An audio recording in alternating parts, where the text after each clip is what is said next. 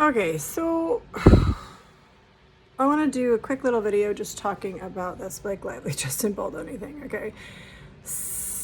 Unsealed discovery, these texts are damning. I mean, I was sure before, but now it's amazing. Everyone can see why. You can see the whole thing from start to finish, the absolute calculated machinations that were involved.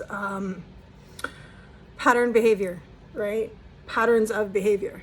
And I think it's really important to understand when you see that there's all these people on the side of Blake Lively. You have to understand, there's a great X account that I follow who studies dark personalities. And one thing she kind of repeatedly tweets, and I'll put it in the description, I'll put the name, or I'll maybe try and add it onto the video. So I don't really want to do video editing. I'm trying very hard to avoid overproducing or really producing at all. I think, and there's a very good reason for it that I'm going to talk about in a video series about kind of AI creative industry in the future of human art and expression and creativity, and how I think there's a lot of reason for hope. But that is going to be in a separate video. In this one, what I want to talk about is why a lot of publishers and magazines and individuals might have wanted to spend a lot of time pointing at the wrong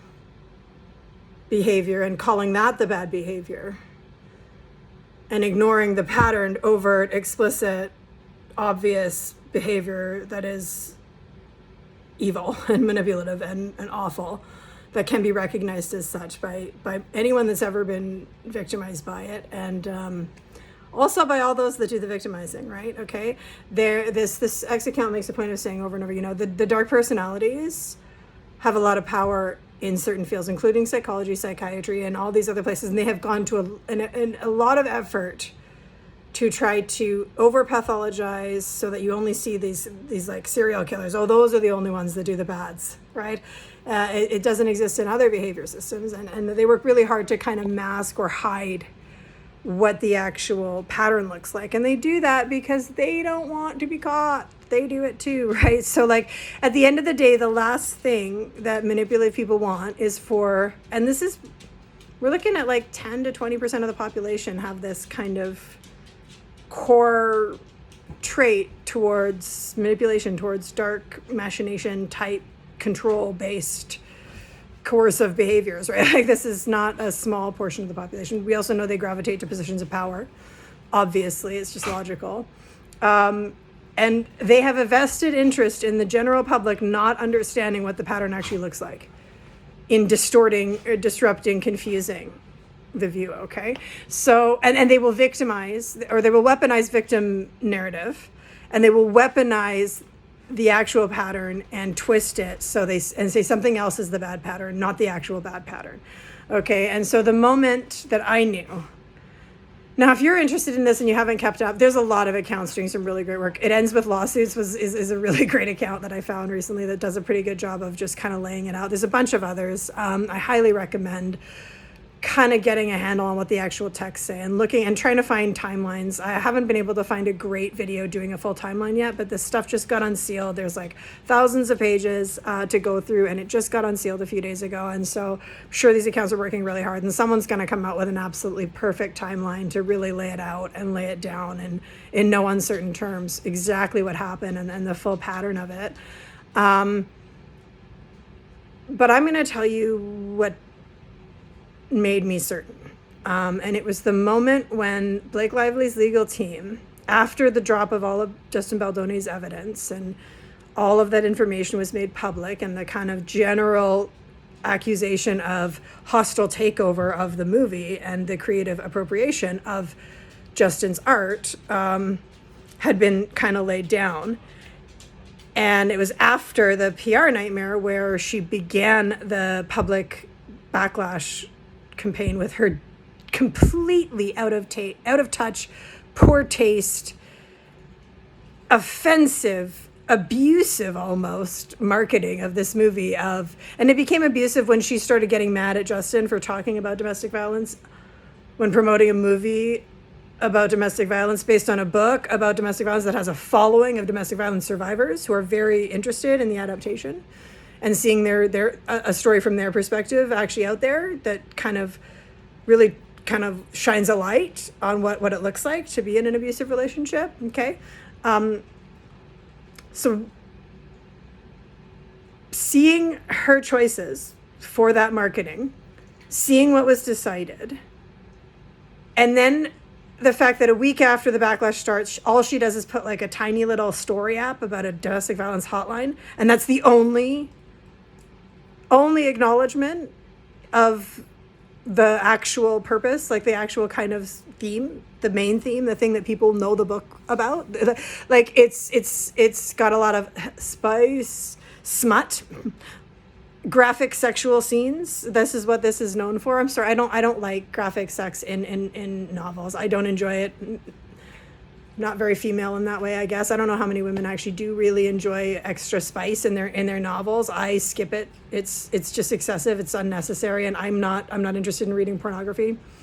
But that's what this book is known for. It's extra spicy, TikTok in book talk language, extra spicy, and it's about an abusive relationship and getting out of one and how hard it is, and a lot of other aspects of it. And it's not told from a victim's perspective. It's told from a child's perspective who is a secondary victim, okay, but who got out of the situation when still very, very young. So did not experience the abuse or even secondhand from an adult perspective, okay? That's the story of the writer. But anyway, all this to say, it not only weaponizes the portion of individuals that are survivors, that are prone to being re-victimized. Okay, so this is something that, they don't necessarily, I know people talk about it, but I don't know if they talk about it enough. Individuals that have, say, been in abusive systems or abusive relationships tend to go back into them again. People that survive cults are much more likely to get into another cult. The cult rebound, there's a lot of data and information on this. And it's the same with people that get into relationships with abusive men or women. They tend to repeat the pattern. They tend to get sucked back in. Not all of them, but there is a proportion of people. So when you're like, why would anyone still believe, well, one, they are probably in the portion that gravitates to abusive behavior and then sees that as being somehow the thing that's normal, right? Like they see the pattern, like, oh, that's normal. You're making that, this is the person who got triangulated a lot and still believes in the triangulation's impact, right? Oh, your mother's the reason you and I are fighting. Your sister, the person you love the most, the person that's most likely to be there for you and help you get away from me. That's the person that's causing all the problems. Now, this is all evidence. The unsealed text show it all. Triangulation, Darvo, abuse, gaslighting, crowd control manipulation, like crowd control level fucking triangulation. Okay, this shit was, it's absolutely there's a creator, a Daily Dose of Donna, I think, who talks about, she uses the word diabolical a lot since these have been unsealed. And yes, very much so. But the moment that after all of that completely out of touch, ridiculous, foolish marketing, stupid, height of stupidity marketing and backlash, the fact that her lawyer then comes out and uses the word Darvo to accuse Justin of stuff, after all of that's already out, after we've seen all of it, after we have all of this extra information, after we've seen her choices and know that the public backlash is organic because we all feel it and we're like, no, you can't gaslight me out of knowing that what she did was grossly inappropriate and that I'm mad because of her choices, because what she did, not what anybody else did. I'm mad about her. I don't have a skin in this game other than you did something that was gross, and it was gross, and it was gross, and anybody with a brain can see that it was gross. The fact that her lawyer that comes out and starts using the language of abuse and coercive control when she couldn't even be bothered to talk about it during the promotion of the movie about it, about a book about it that had an audience that knew that that's what it was about. Like, do you see what I'm saying? Okay. The fact that they had no problem just trotting that word out and trying to it was a manipulation tactic that wasn't only gross, it was directly aimed at weaponizing it against people that are prone to be more vulnerable to this kind of abusive tactic. It's just so disgusting. And in that moment, that's when I knew. That was the moment I was like, oh, okay, bitch is talking about Darvo when all of her behavior actually represents it. And she thinks that she can just say the word and say that behavior is it, and we're just going to believe it. Like, I'm going to manifest Darvo into this completely normal, non-abusive behavior, while also ignoring that all of my behavior exactly matches the definition. I'm just going to assume you're too stupid to go look at the definition or to apply that to my actions. Like, it's egregious.